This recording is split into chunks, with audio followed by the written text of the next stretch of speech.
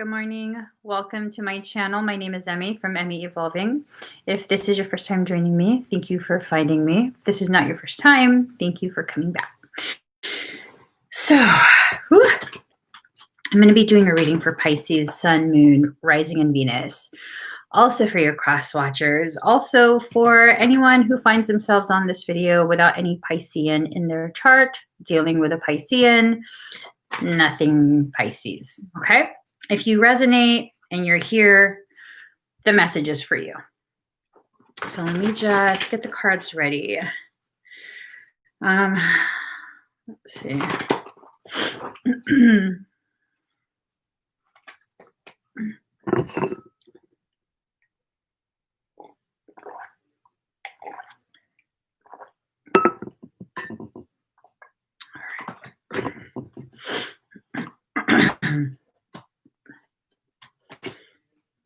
Oh, super interesting.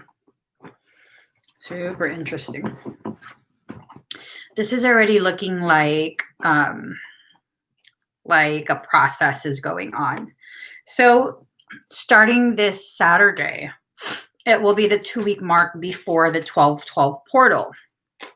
Now, portals often tend to begin to dilate about 2 weeks out, okay?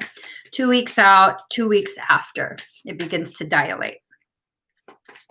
I think some of the stuff that's happening right now is because of that dilation. Increased emotions, increased sensitivity, increased reactiveness, confusion, frustration, just things like that. There's going to be an increase in it. And for most people, it'll probably create some increased instability, okay?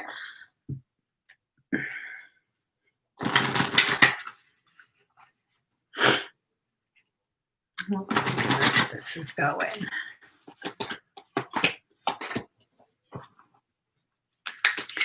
All right. Ooh, I don't know where this is coming from, but it's this sense of like, I don't know if it's maybe you or someone else that you're feeling. They only do what they're allowed to. That sucks. It's almost even like they'll only, okay, an example, social media. They'll only post what they're allowed to post by either their friend or significant other. Like, you know, if the significant other says, oh, you can't tell anyone we went here, then they're not allowed to post it. Or, I don't even know. What is the significance of this message?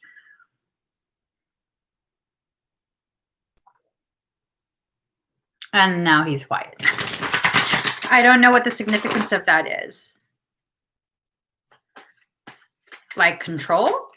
Is that your way of saying another person is being heavily controlled? Heavily like silenced, censored, edited? What is it? What is it? Tell me. I don't know what it is, you guys. I don't understand what the point of that message is. Is it you that's like you're needing to keep very close tabs on what you are posting because you're being observed?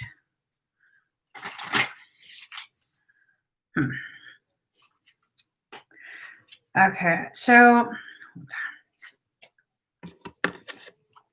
we're almost done, guys. We're almost done. And there goes the energy getting intense. Give me 1 second. This final deck I'm going to be pulling from. Ooh.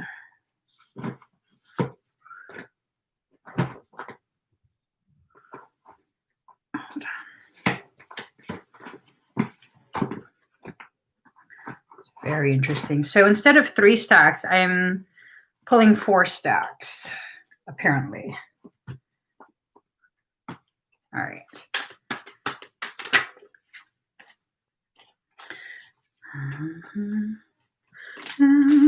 Okay. All right, here goes.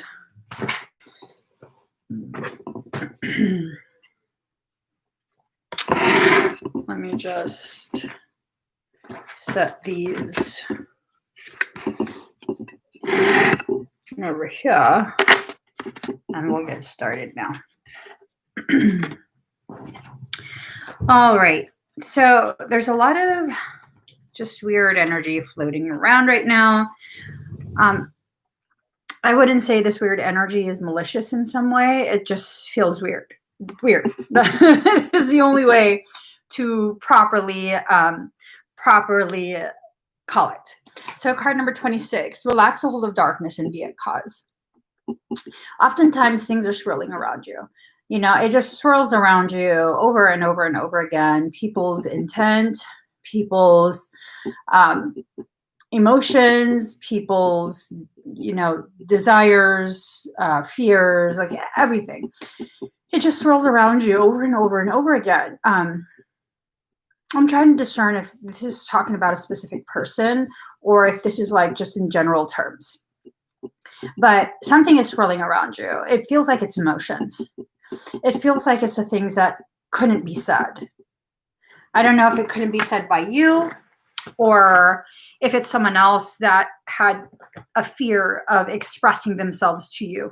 But these are things that were left unsaid. And, ooh, I'm told the words that were left unsaid are like ghosts that haunt you. Haunt me? Haunt me? I don't know.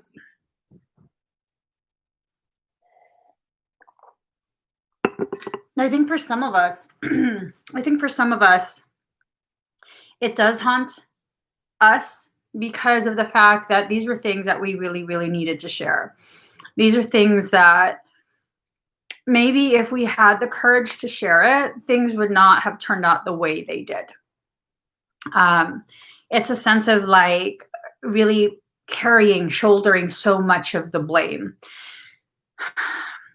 And the weird thing about the energy is it keeps flipping back and forth, where it's like sadness, playfulness, sadness, playfulness. Like,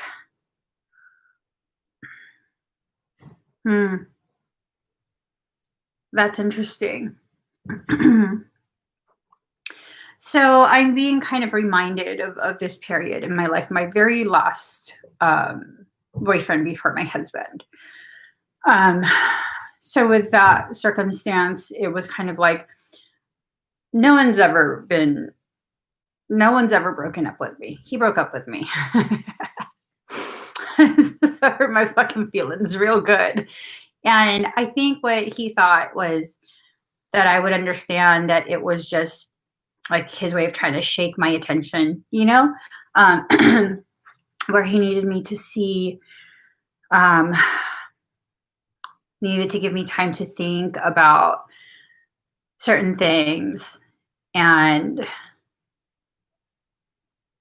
what ended up happening was I met my husband and we started dating. So the ex-boyfriend broke up with me, and I guess he thought we were going to get back together after like a month or so. Unfortunately, I met my husband, and I quit that job because we were coworkers. And I was gone for a little bit. And then I moved back into town and I was rehired. And at that point, he was now my superior. We weren't just coworkers. He was my superior. And it was this, like, he would be playful, but then at the same time, you could just feel like this intense, super intense sadness. And I think that had to do with like, well, he knew I moved on and that I'm not entertaining anything from you at this point. 90% at 7:09. So it's that sense of like, there's a recognition that whatever was there before was not going to be retrieved, but they couldn't help. Well, he couldn't help trying to like still establish some sort of friendship, some sort of connection. I'm going to be really honest. It's like this. For that, I quit my job again because of the fact that I didn't think he wanted to be friends. I think that's what he was telling himself, that he wanted to be friends. And he's very old fashioned and respectful, so he wasn't trying nothing. But I think what I felt was that there was this want to be friends, with a knowing behind the scenes that it was trying to just reestablish connection in order to move forward in some other way. He's old fashioned. I'm old fashioned. I was like, nope, I gotta quit my job now. Gotta quit my job. So that's kind of the energy that's coming through, like this swinging forward, swinging back, swinging forward, swinging back. Like, what is the intention here? What is your intent? What is their intent? What is the intention here? And is it the truth of the intention? Or is there like a hidden layer of intention at this point?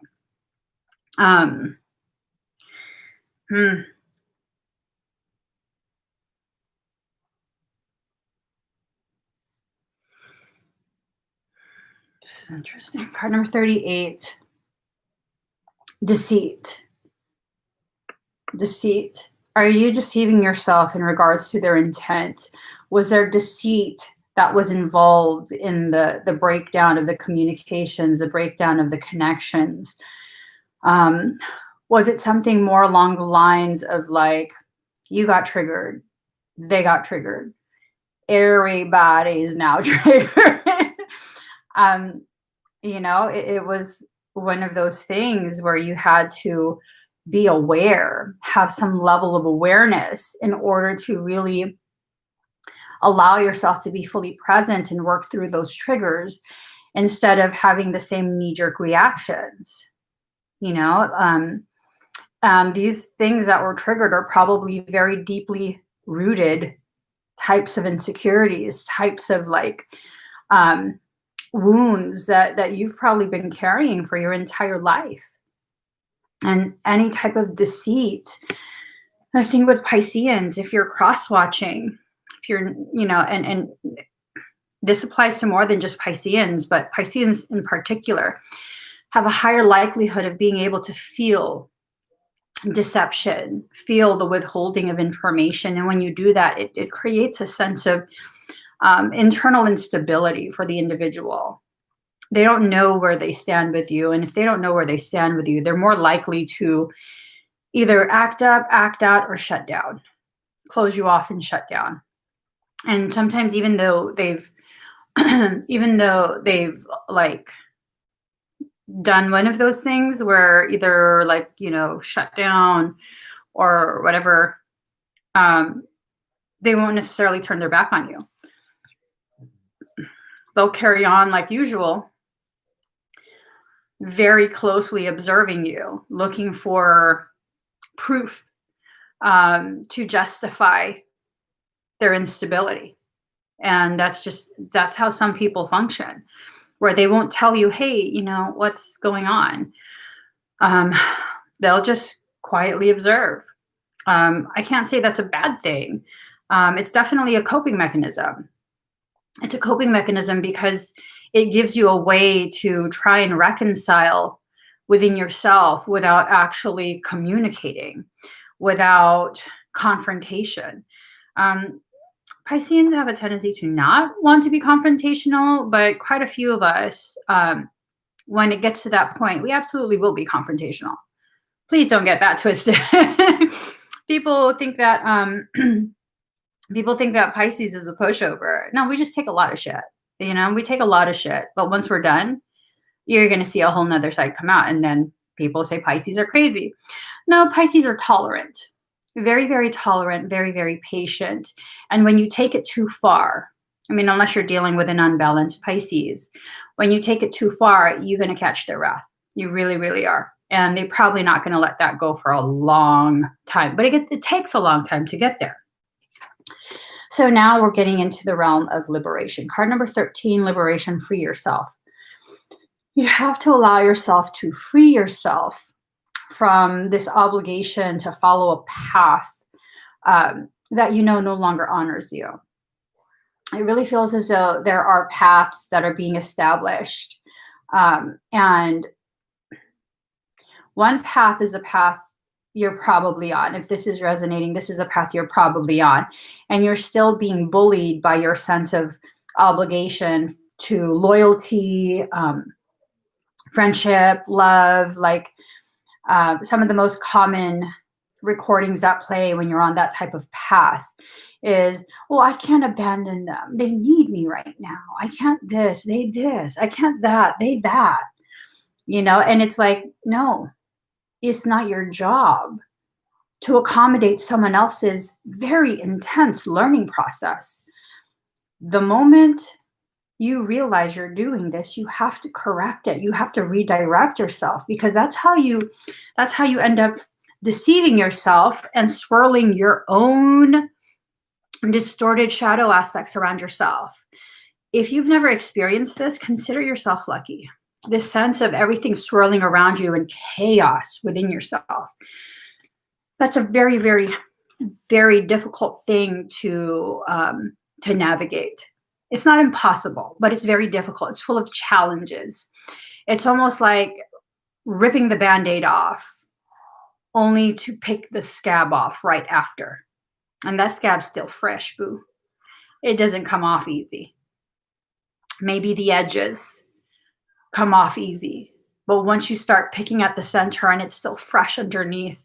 I don't know if you ever did that. I used to do that as a kid, and that shit hurt like hell. Hurt like hell. And I don't know why I would do that. Maybe some part of me felt like I needed to punish myself. I don't know. Our waters go so deep as Pisceans.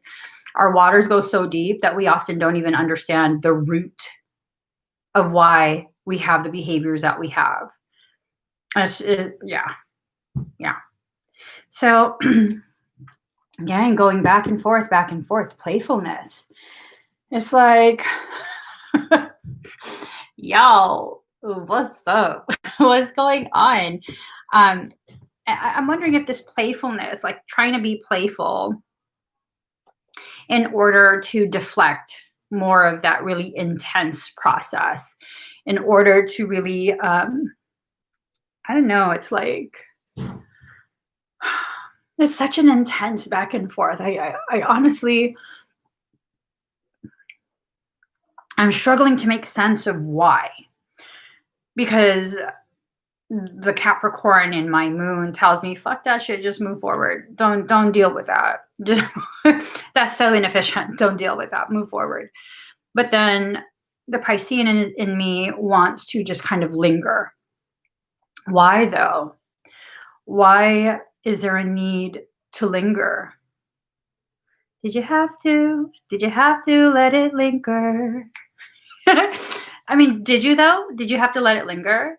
Did you have to allow it to fully play out before you so that you could allow yourself to be completely devastated and destroyed before you move forward?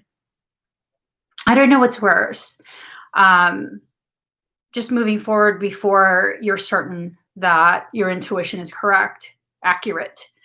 Moving forward abruptly and always wondering, what if I had just slowed down for a second? What if?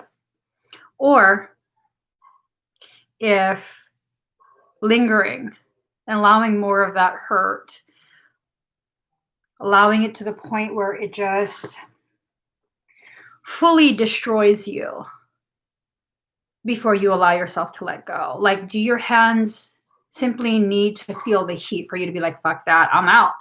Or do you have to allow it to incinerate down to the bones where your hands are no longer functional before you move forward from that fire? And then we wonder, like, oh, why did they break my hands? But did they break your hands? Or did you hold on to something so tightly as it burned, seared you, and you still refuse to let go? I don't know what's worse. I don't know what's better. I just know both processes involve so much processing after the fact, after the decisions are made and the actions are taken, it still involves so much processing that usually even Pisceans who don't need to come up for air will feel as though they need to be afraid of drowning. These are your birth waters. You're being reborn right now. You're being reborn. And I feel like that's probably what we're going through at this point. We've been through a multiple day process of Piscean purging. I know it's probably affected all of our perceptions, our personal stance, just a whole bunch of things. I mean, it's affected my attitude tremendously. And it's important to be able to recognize, to acknowledge this process, to not hide it away. Business-wise, it probably would be best for me to not continue reading cards until I'm done with this processing. But am I a business solely, or is my business made of soul? And if it's made of soul, if it's a soul-based business, why am I hiding away the most important portions of what people should witness? So that to give an image that what I always have my shit together. How does that empower you? It doesn't. It doesn't. But when you see that I struggle right along with you, you see that we're all in this together. You see that I'm not here trying to present an image of a guru, a spiritual leader, but instead we're shoulder to shoulder. There's no fear of drowning. We're all here together. We're all going through whatever we're going through. There's some similarities, there's some differences, but the most important thing to remember is that none of us are drowning. Some of us are splashing a little bit more. I'm going to need you to calm the fuck down. You splash in my face. Calm the fuck down. But no, really, we're all going through the same process at this point. Some of us are more willing to admit, recognize, acknowledge, accept, embrace, fully be present for the process, and others of us aren't. So we go into that realm of playfulness and humor. And I assume the playfulness and humor at this point, it might have to do basically with your aversion to addressing things head on. It's hard. It's hard if you're not accustomed to allowing yourself to be fully present as you feel, to be fully aware of how you swim through your emotions. Then humor and playfulness is a good way to deflect enough of your process to give you a chance to acclimate to the waters before diving in. Because really, it's like this imagery of, you stand in the pool only up to your knees because the water's too cold. So instead of just jumping right in, which probably would help you acclimate a lot faster, you linger at the steps all the way up to your knees, and you just go ahead and start splashing the people that are in the water already who are trying to get you to jump in. You just play around, and then eventually you get in. So I think this is possibly a request for you to become a little bit more compassionate with yourself as you go through your process. There's really nothing wrong with what you choose to do. Some of the things you choose will probably induce more pain. Is that wrong? Well, are you learning through it? Then no, it's not wrong. Well, so-and-so and so-and-so, and everybody thinks that I'm stupid for blah, blah, blah. Well, were they earning your grade for you? Then they need to shut the fuck up. I once was in, I probably shouldn't say this, but I think it's been long enough. I was in high school, and I was sitting towards the back of the class, and we were taking a very important test. And I'm very tomboyish, so I was sitting with all the boys. I was sitting with all the boys. And they were like all, top tier athletic in high school. They needed that grade. They needed that grade. And whatever, I'm taking my test. And they start like, I know they were cheating. I know they were cheating. I know they were cheating. Like, let's be real here. And they were trying to look off my test. And I'm like, you better not fucking get me in trouble. So I ignored them. And then the guy right beside me, he came up with a different answer, and he was just convinced that I was doing the problems wrong. So then he corrected all of his work, 77% at 725, 777, 2 plus 5 is 7. He corrected all of his work, told all of the guys around us to change all of their answers. They all failed. I didn't. They were like, no, you got that one wrong. you got that one wrong. And I was like, I don't give a shit. If you guys got it all right, perfect, because I don't want to be caught up. If you guys get caught cheating, I don't want to have the same answers as you, because I'm not part of that bullshit. They all got it wrong. I was willing to take a risk and fail the test just because I didn't want to be a part of that shit. They are not taking my test for me. I am responsible for every single thing I mark on my paper. If you listen to the people who are trying to tell you you're wrong, who's to say they're right? Even if you are wrong, who's to say they're right? And that's the thing. Are they? These people who approach you and they tell you you're living wrong, your decisions are wrong, you're with the wrong person, you're this and this and this and this and this and this.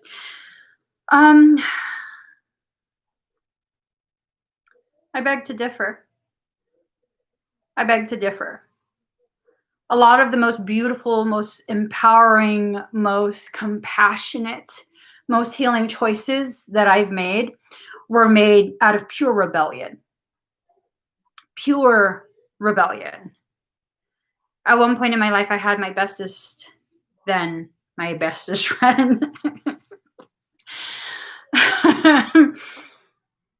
I categorized her as my best friend at that point. I had isolated myself for a few years, so she did qualify as a best friend.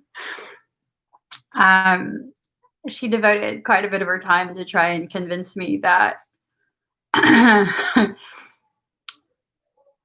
I should leave my husband.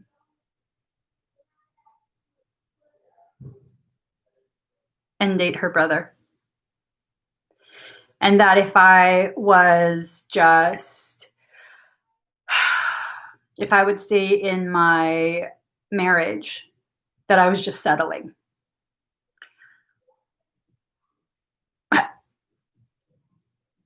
I don't think I'm settling. I think I'm treated very well. I think I'm actually very happy. And that was years ago.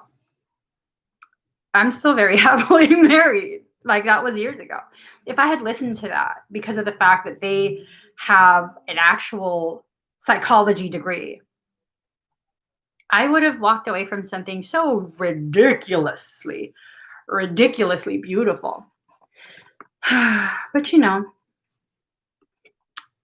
people will have their opinions. They will. And that's their opinion. Has nothing to do with anything. No, she was married. She didn't want him. She was married. She had this ulterior motive that she was going to, be the matchmaker. Like, no, bruh. I don't think so. No, there was nothing fractured about my marriage. There was nothing for me to like, oh, I'm just settling. You guys don't see my husband, but many of you have a very good idea of how well I'm catered to, how well I'm treated. Hey, you know what? If you allow other people to convince you that it's not enough, then maybe there's already a part of you that felt like it wasn't enough. Maybe there was this part of you that already didn't want to be there. Because I've said it before. You can't break a home that's already broken. Some people will be like, oh, she was just being a home wrecker. Well, you can't wreck a home if it's already broken, right? It's like, no, I have a very strong connection with my husband. We have a real relationship. It's not one of those like, it has to be perfect, always has to be my way.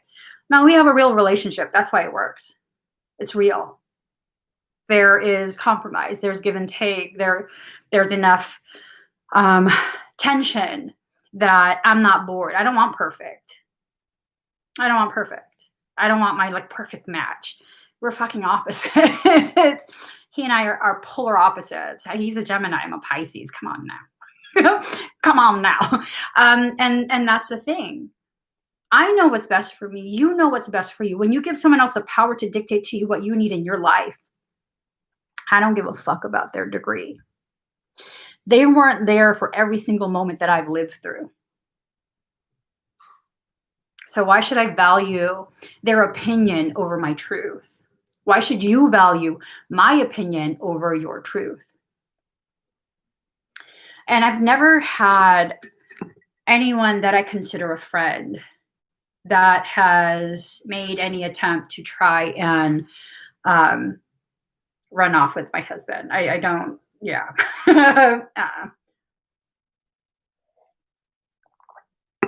And in addition to that,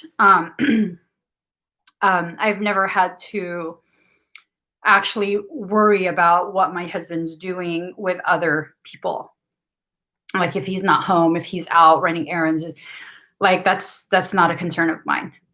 Not because I don't care, but because we've established enough connectivity, enough trust that I know he's where he wants to be. I'm where I want to be. And if there's anything that we don't want, we have to talk about it, and we will talk about it. So be very accountable for your life. Really allow yourself to be fully present in your process. Like marriages, relationships, friendships, they're not supposed to be picture perfect like we're told in the movies.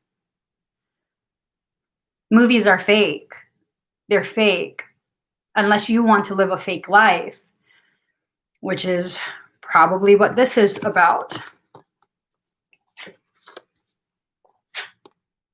So with that fake life, you're swirling lies around you. You're deceiving yourself. Your soul is asking you to free yourself from that. But you keep playing yourself by doing these things and saying these things.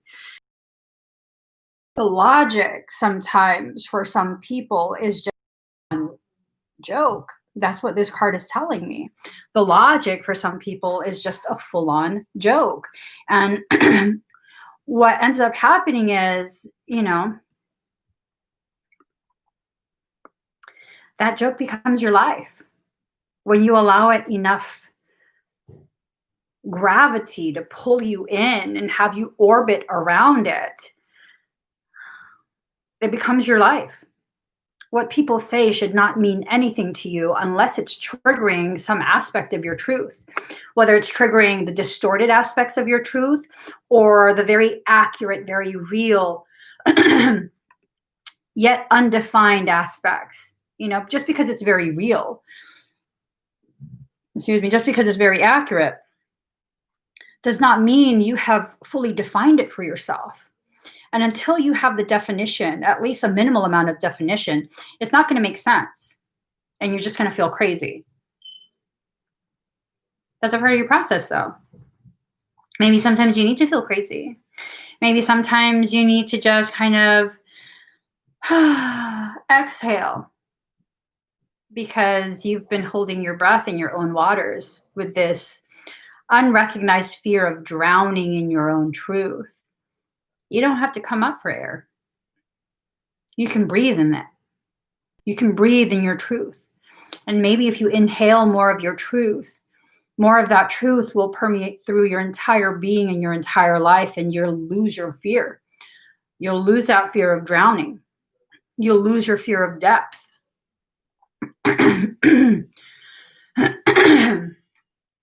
So 6 of Autumn.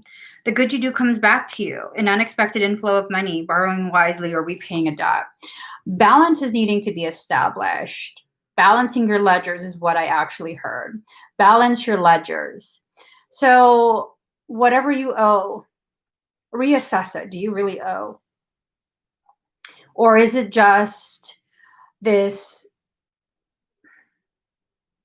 does it just come from this like overly persistent need to overgive consistently, where you give me 1 stick, I now have to give you 5 sticks because you were so nice to give me that 1 stick, and now there's just your 1 stick. You only have 1 stick. Oh my God, how nice are you? You need 5 sticks.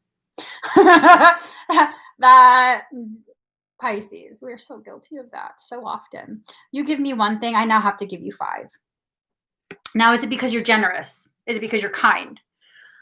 Or is it more having to do with pity, with feeling like you're obligated, feeling like you're now in debt? And it's really stemming from a fear of like, if you give to me, then I'm going to be in your debt. And that's scary, because what if you want me to repay you in some way that I'm not willing to? So now I have to overpay. I have to give you back way more. That doesn't work. It doesn't work, Pisces, because when a person gives to you out of, excuse me, excuse me, when someone gives because their intent is to obligate you, no matter how much you give back, it's not going to be enough. I once had someone donate $200 to me because they knew I was in a, they somehow found out that I was living in a parking lot. I didn't tell them, but somehow it came out. So they just decided to give me money, $200. And I was trying to tell them, like, it's really not that bad. We're not starving. It's just, we don't have enough to fix the RV brakes. So, you don't need to. And they insisted. And as soon as I did decide to begin traveling down my actual path to my soul purpose, the money came in really quick to fix the RV, and I paid them back, I think like $300. I think they gave me 100 and I paid them back 200.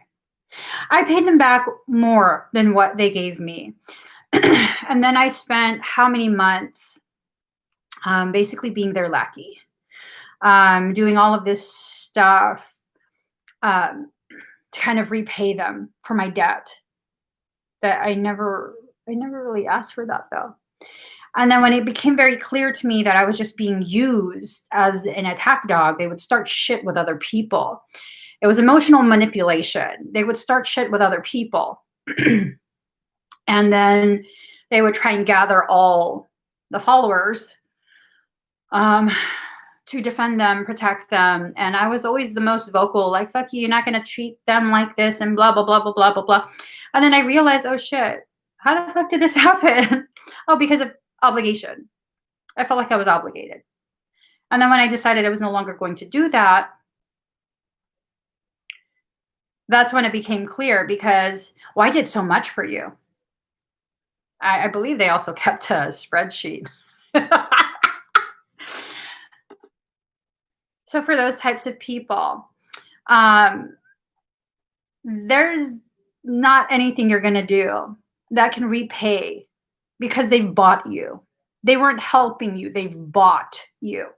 And we need to begin learning the difference between people who are trying to help and people who are attempting to purchase you as a soul, where their kindness is actually payment for your service, because now you're an indentured servant. They own you. They own you.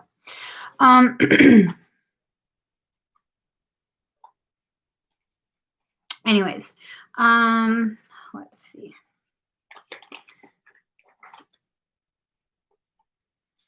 So you have to begin the process of communing with Source. You have to begin that process. This is when you reconnect with all your aspects. Well, as many aspects as you can call back to you, where you're giving yourself permission to acknowledge that it's already there with you. All of your aspects have been with you your entire life, but many of us go through processes of recognizing what's there, because we often give ourselves zero permission to be who we actually are. Society doesn't want us to be.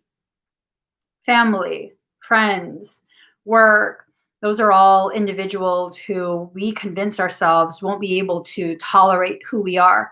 Some won't. Some won't. Some don't want you to have the freedom like that. But it's not really for you to decide who won't. It's for you to just kind of stand in your truth, allow people who claim to love you to witness your truth, and then give them the freedom to decide for themselves. Does my truth and who I actually am make you uncomfortable? Because if it does, it was nice knowing you. Go ahead and, sever ties with me, because my truth requires lightness. It requires my ability to rise up. And if that connection with you serves as a binding and a bond that anchors me to a lower place of being, then I, with so much love, bid you adieu. Adieu. Farewell. Goodbye. Yeah, no, don't let anything hold you down at this point. Don't let anything or anyone hold you down, because what does it do for you? You've already suffered so much. Card number 20, softly, softly, the tender touch. When you talk to yourself about this, when you have that conversation with you about all the ways in which you've disappointed yourself, all these expectations that have led to you feeling abandoned, rejected, less than, use a very soft manner of communication. The world has already hurt you so much. Why continue to hurt yourself? Use a very, very soft voice. Speak in hushed tones. Use soft words. And really gently put your pieces back together. You are a very delicate creation. And that delicate aspect of you, that delicate way you have, it's not from weakness. It's not because you're weak. It's because you're so beautifully ornate in all your feelings and all the nuances of those feelings. It's like a Fabergé egg. It's so heavily adorned, so beautifully created, with all these like minute details that just add to its grandeur. But I mean, you have to handle them carefully. Handle yourself carefully. Just give yourself permission to do that, because you're going to be very hard pressed to find people in this world who will give you the permission. You know what that is?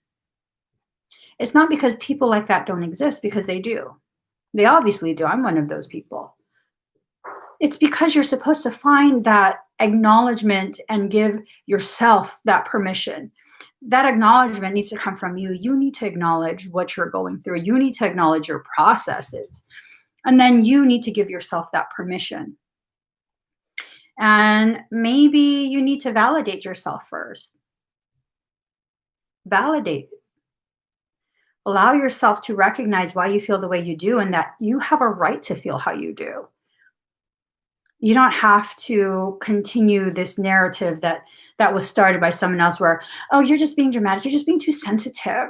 Oh, you don't have a sense of humor. Excuse me, I beg to differ. I have a very robust sense of humor. And if I don't find your shit funny, it's because you suck. Hey, is the truth. Oh, I was just kidding. I don't know what she's meant. No, you weren't. No, you weren't. You were using truth as a joke, hoping that you could speak your truth without being recognized. Oh, no, but I was just kidding. Yeah? Well, there's truth in every joke. How about that? So, it's fine. Let them tell jokes. It's only at your expense if you allow yourself to pay with energy, to pay attention. When the joke is stupid, I'm not going to be there to tell you it's stupid. I'm out. You're not entertaining me. I'm out. If that's the kind of connection they want. Now, if they want a connection where it's something with depth and maybe they use humor because they're not yet comfortable speaking so boldly because the truth is bold. That's one thing. But when they try and use humor at your expense to talk shit about you, oh, I was just kidding. I was just kidding. No, you weren't, bitch. Lying ass bitch. No, you weren't. Oh, I'm just kidding too. Oh, LOL, happy face. Yeah. I've had conversations where someone said something. I forget what they said now because I wasn't really too much into it, but I knew they were using a joke to talk shit about me to my face.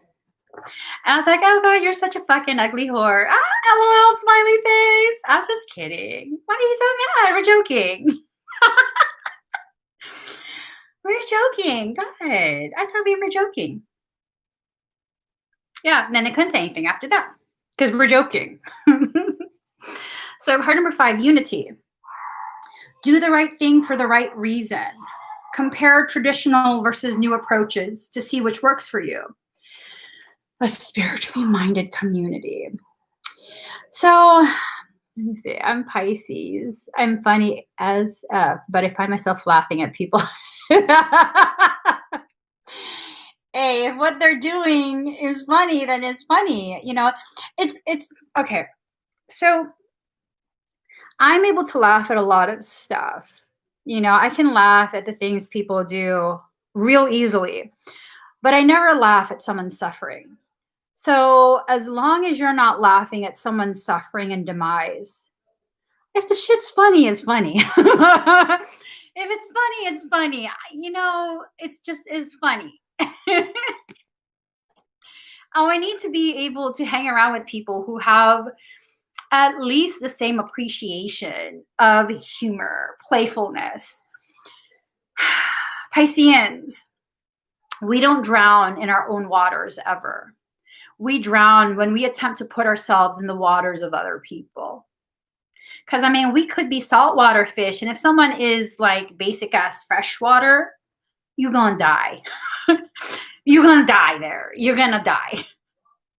I don't know the process is. I'm assuming you're going to become just so dehydrated because you got too much salt in your body and they just fresh water and you're unloading too much salt being in their water.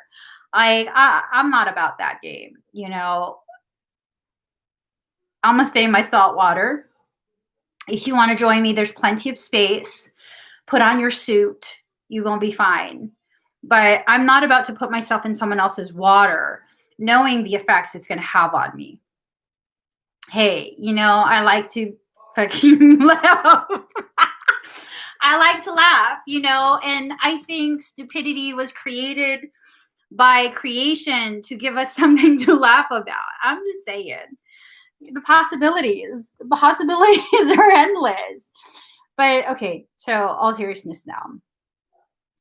The possibilities arrive as the sun sets on the day you've already lived. The possibilities are about what's coming next, not what's already happened. So if you are too focused on the day that's already passed, or the days that have already passed, the weeks, the months, the years that have already passed, the connections and opportunities that have passed and were missed, you won't be present to recognize the potentialities that are being delivered right now to prepare you. It's preparing you for some sort of greatness. The what? Hold on. Hold on.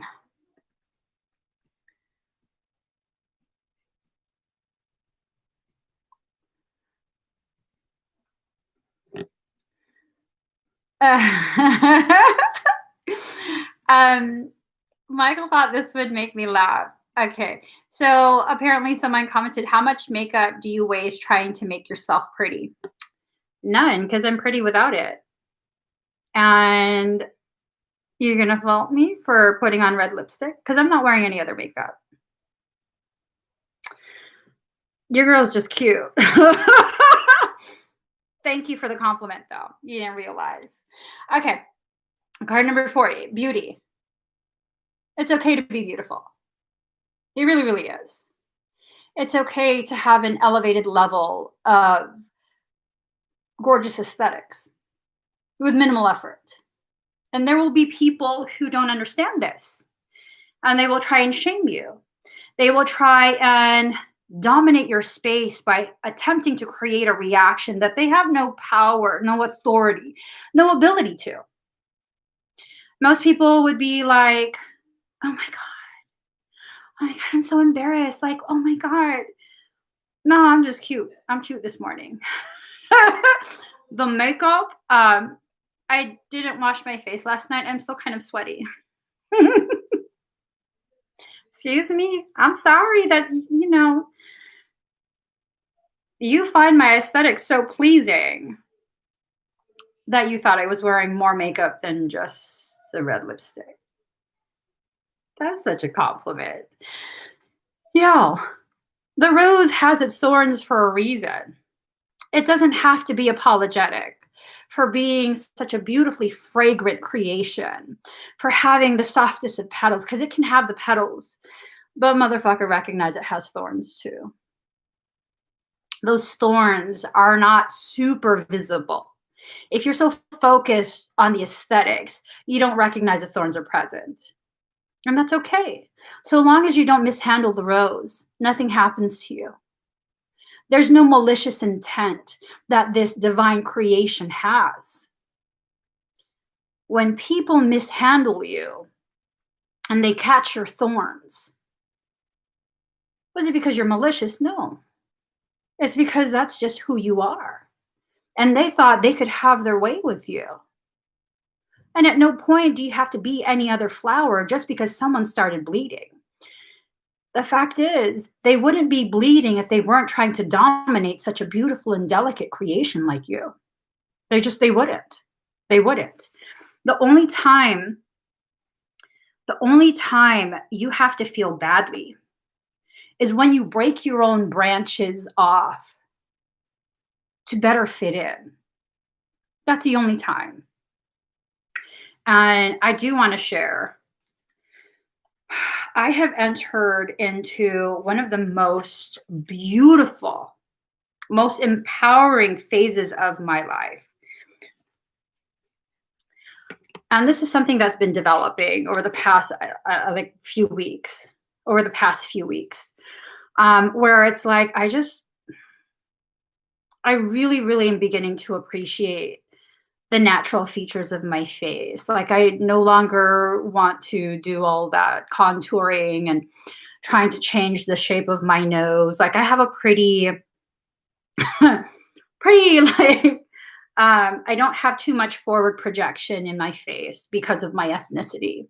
And I'm really getting to a point where it's like, fuck, I come from a beautiful as fuck people. Like, it's gorgeous. I love it. I love it. It's fucking gorgeous. It's gorgeous. And I don't have to change it. I don't have to be something else. I don't have to try and reshape to create balance. My face is balanced as is, with all the asymmetry that my features have. It's balanced. And in that lack of symmetry, there's such a beauty to it. There's such a graceful way in which creation put all my pieces together, and I don't need to modify anything. It's a beautiful thing. And it's not that I think I'm pretty. It's that I finally see my people in my face, and we are pretty. Fuck, wow. Oh my God. No joke. Because I used to covet different features. Like, my mother had a more Anglo nose, like all delicate and shit. That was her nose. Like that. And yeah, that's not my nose. I actually prefer my nose on my face. I don't think that would fit my face. I think I like my nose as it is. I think I do. I think I like my cheeks too. Because I used to hate that. I used to call them bibinka cheeks because it looks like you're chewing on bibinka and stored it in your cheeks. Um, yeah, no, I like that. I do. I like that.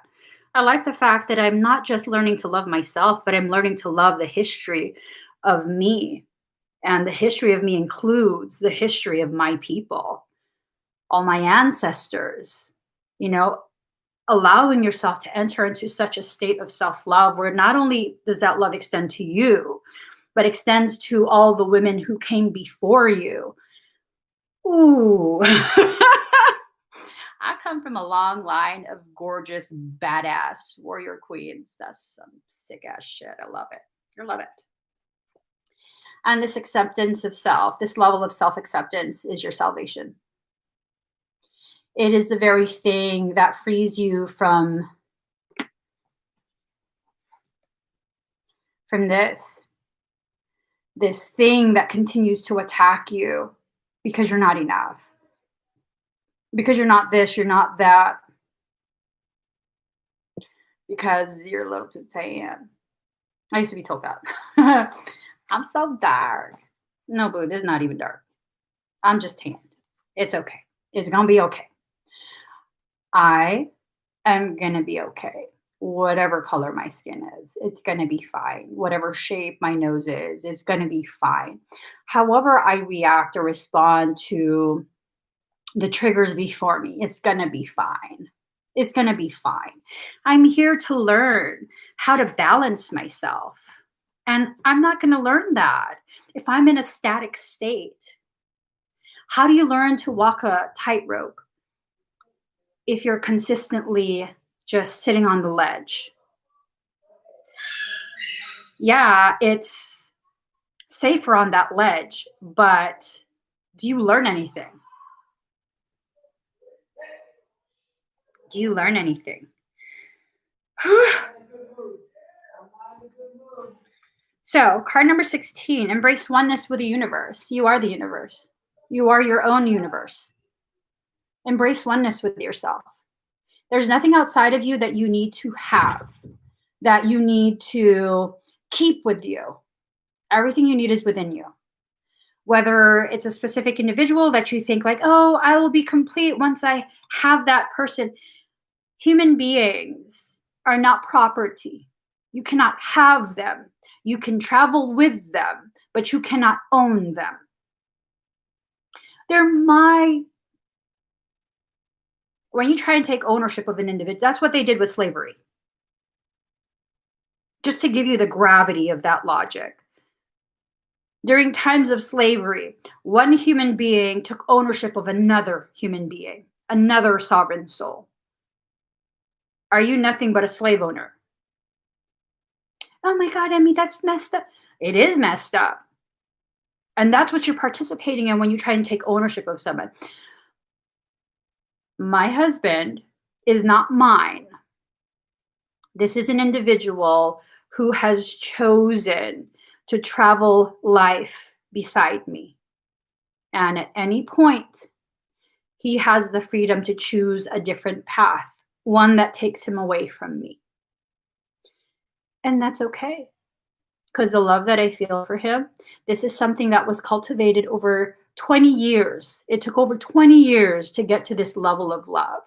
And it will still continue to be there. It will still continue to be there. Oh, but oh my God, he played you. No, he didn't. No, he didn't. If he chooses to have another path, that's a choice he made. It's not him playing me. Me choosing to believe that he is now obligated because we have all these kids, we've been married all this time. He has to stay with me forever because he's mine. That's me playing myself. And that's not love. That's codependency. It's this recognition of the need to trust that he will be in my life for as long as he's supposed to be in my life. And however long that is, no one really knows. No one knows the details of how life will unfold. You might be able to see potentialities here and there, but they're merely potentialities that are shifted the moment your consciousness, your perception shifts even 1 degree. Because over the course of that travel, that 1 degree of shifting takes you to a completely different place. So, card number 28, collaborative dreaming. It's now time for you to recognize we are all in a state of collaborative dreaming. Our dreams, hopes, and wishes are the very things that fuel the way we evolve as individuals and as a collective whole. What will you do for your part? Will you be upright or will you be upside down? No matter what, the beginning of the word is up. That means to me, you need to raise your consciousness. And whether you do it upright or upside down, your consciousness, your frequency, your dimensional level of frequency, consciousness, it needs to continue rising. You need to continue that process of expansion. And for some of us, this is representative of all our different parts. Of all our different parts. There's parts of you that exist within your throat, parts that are rooted in this experience, parts that have to do with developing your heart, developing your ability to communicate, just all sorts of different parts. You are not a static being. You are a very dynamic creation, simple in your complexity. And you can't allow other people to dictate how you function, how you exist. That's like, some of y'all might not understand this, but that's like someone who is interested in import cars. They help build import cars, gas-powered import cars, asking them for advice on diesel. Those are two fucking completely different machines. Completely different.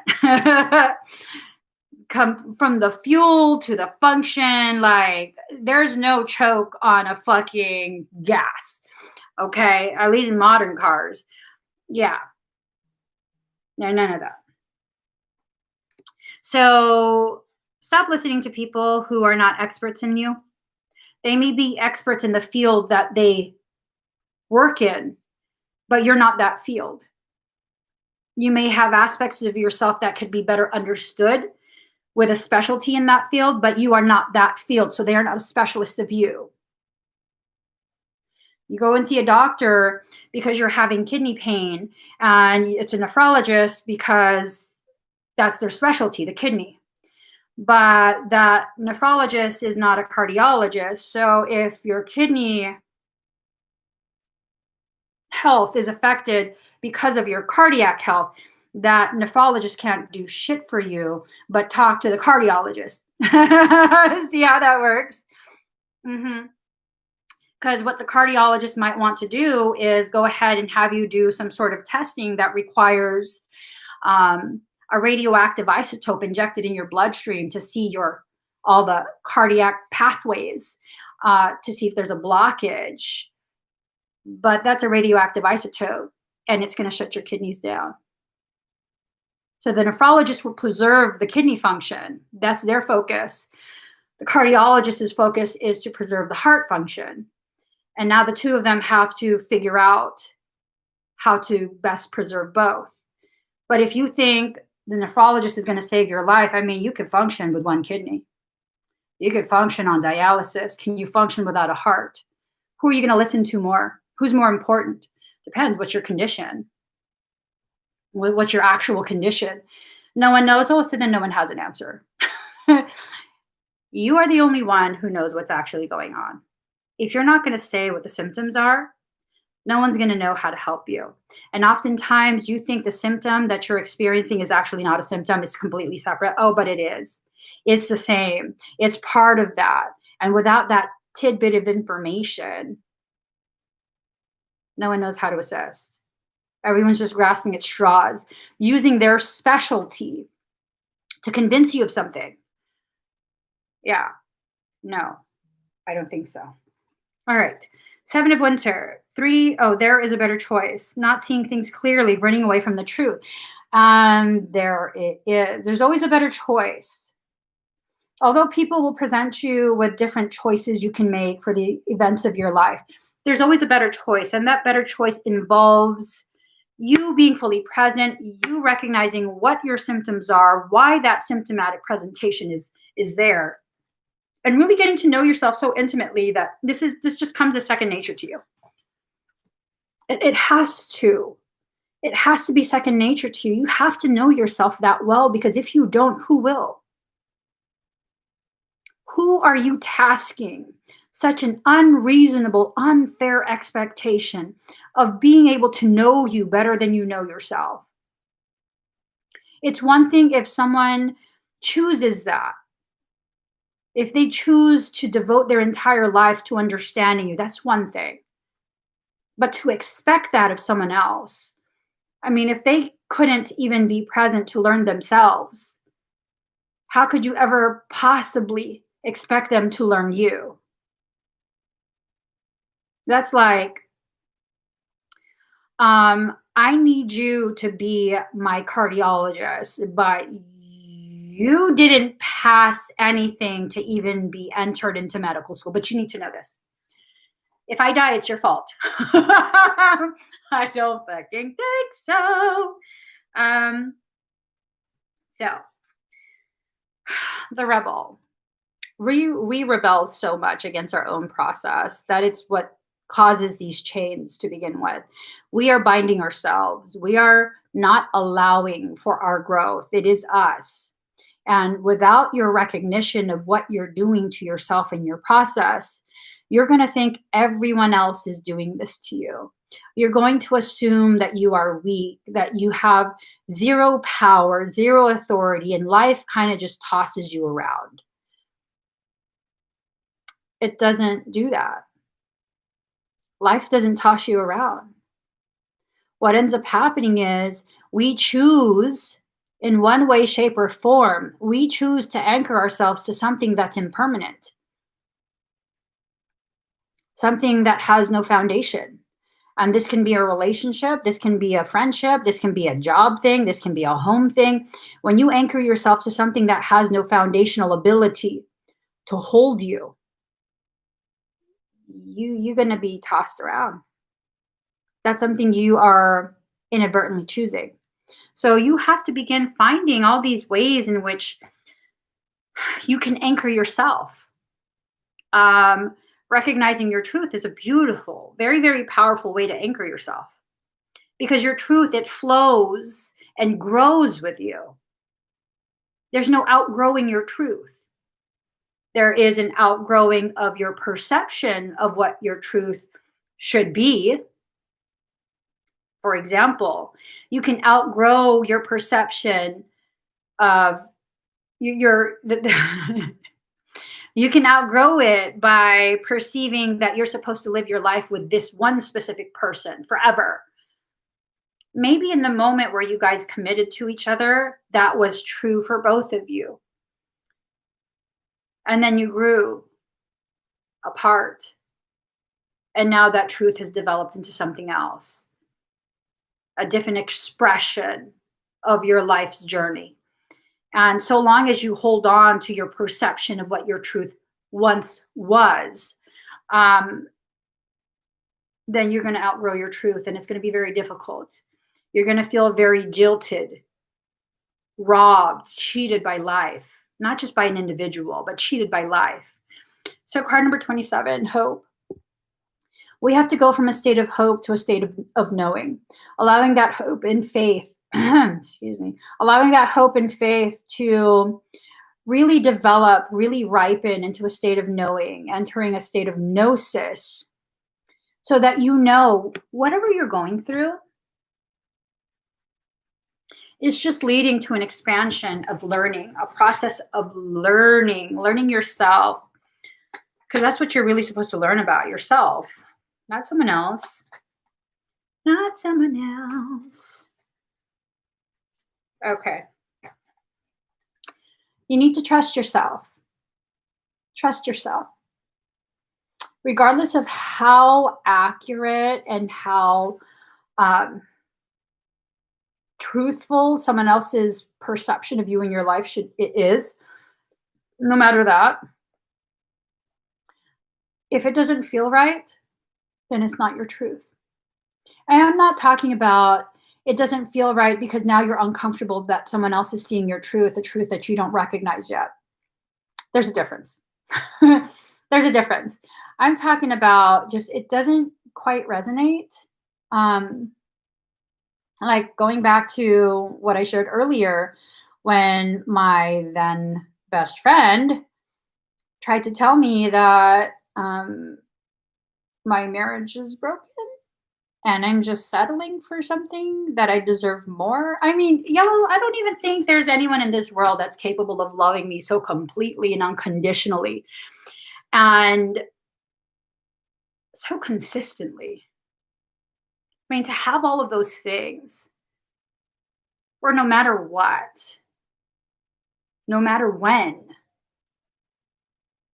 they're able to create stability for you, to hold space, but not anchor you there and force you to remain stagnant, where you can grow in an erratic manner and no matter what, they're still there.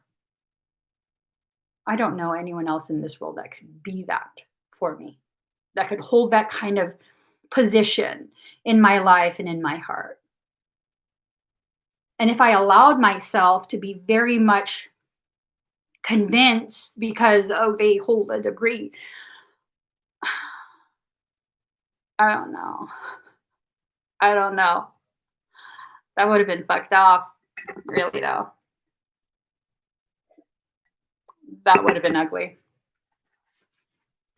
And that's the thing. Secrets. Secrets. These secrets are not always the things that you hide from other people. Oftentimes, when secrets are talked about in readings, these are secrets you're hiding from yourself. So at that time, I was keeping a secret from myself where it was like, because I didn't cut off that friendship right away. I was like, oh my God, what if she's right? No, I don't think so. I don't think she is. Well, I was keeping a secret from myself that I was in a self sabotage type of cycle. Yeah. When you go through these cycles of ascension, sometimes it will trigger such a deep depression. And when I get into that depth of depression, I self sabotage. I sometimes will go out of my way to find a way to alienate the very people who have the ability and willingness to hold space for me, a safe and sacred space for me to process my grief. That's all it was. And that's all it was. And I'm so glad that I recognized that before I did something stupid, before I allowed myself to take in the information of someone who doesn't even really know me. Because really, does anyone really know you? Do they really know you? They might know you to a certain degree, but do they know every single event in your life that could have potentially molded you in such a way to create all of these different coping mechanisms and that your behaviors stem from specific events that you don't want to share with other people? Do they know that? Because unless they know that, then do they know you? I'm very lucky to say that I do have a few people who do actually know me. Um, but is it their job to heal me? To find all my fractals that I've scattered throughout myself, hidden away, dug holes and hid them away? Is it their job to find all those pieces and piece me back together? Or do they simply just are present and hold space for me as I do that for myself? People, the gravity of people's presence in your life can help you to restore and replenish. It's okay for you to experience a period where you're all crumpled up in a ball and just you don't want to hear from life. You don't want to process life. You just want to be very quiet. You want to be very quiet and cry. And that's okay. It's okay for you to enter that place, but it's not okay for you to stay there.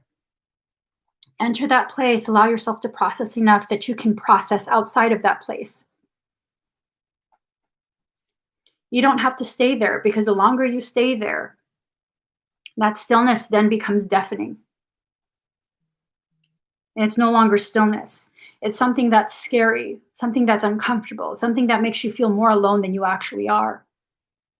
So life is about finding that balance and maintaining it, where you can allow yourself to swing one way as long as you know you're going to swing the other way. So the further you swing into that direction, you are going to wildly swing back the other way. And maybe it's not in trying to balance the swing. Maybe it's in stopping that pulling of you in certain directions, so you could just sit in center and observe 360 degrees around you and really see the true magnitude of your life, your existence. Maybe it's not about the swing. Maybe the effort needs to be in trying to recognize that every time you try and balance by pulling another way, you're pulling yourself more out of balance because you're removing yourself from center. And that's the epiphany. Reveal your gifts. Those gifts are buried in the center. The more you try and dig here and there, the more you create imbalance within yourself, the harder it's going to be for you to find those gifts. It's hard. It's hard to find something that you refuse to acknowledge is right in front of you. We do that a lot. A lot. High Priestess of Fire. Burn away the bullshit that you've allowed yourself to believe because other people have told you this, either through their actions or their words. Burn it away. Start over fresh for yourself. This could also mean burning away connections. It could mean burning the interference that's trying to sever those connections. It's about like really getting your life back in order. And it's not that you've made a mess of your life, it's that you've made a mess of your thoughts. Boom. Is your life messy, or is it your thoughts on your life? Boom. So card number 17, Star. Look to the future with hope and optimism. The power of faith to move mountains. Happy changes that bring relief from challenging times. And that's what it is. That's what it is. And like Michael once told me, it's not enough for you to remember that you're made of stars. It's time for you to take your place among them. Raise yourself to a level where there's no more ceiling.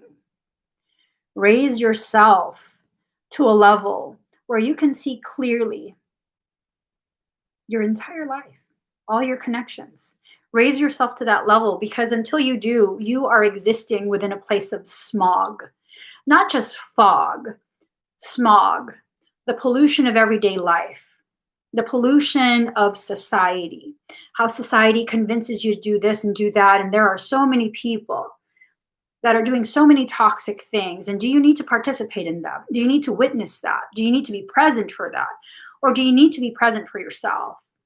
Do you need to recognize what your needs are?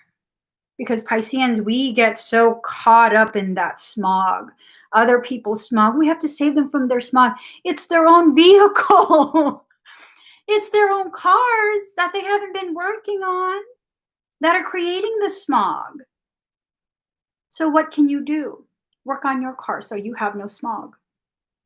And that's it. That's it. Because unless someone asks you to work on their car, then what you're doing is illegal. Try this. Try this, okay? You can either do it in theory or I don't know, if you choose to do it in real life, there's very real consequences. Find a car, any car, in a parking lot, on your street. Pop the hood open. I guarantee you, you probably will have the cops called on you. Because that's illegal. It's illegal. You can't do that. You can't tamper with someone else's vehicle. Why is that? Because it's not yours. So now we need to reshift our focus, redirect ourselves back to our own vehicle, back to our own life, allow ourselves to be fully present and what it is we're experiencing, the lessons, all of that, and really just be there for yourself.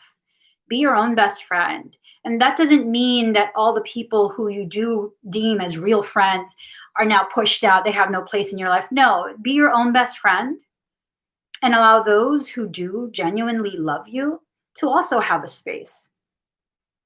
But you need to be your own friend first. You need to take care of your needs first. You need to understand what processes you're in. And that's how you heal yourself. So I got to get going. If you guys could please give this video a thumbs up. If you haven't already subscribed, please do subscribe. Turn on that notification bell. Join me when I'm live. Quite a few people were asking me on Instagram if I do personal private readings. I do. You can go on my website, emmieevolving.com. Everything on my website is currently 50% off. We're doing the Black Friday early. I know I haven't made any posts to let people know. Life's been busy. So I got to get going though. Thank you guys so much for sharing this space. I love you and goodbye.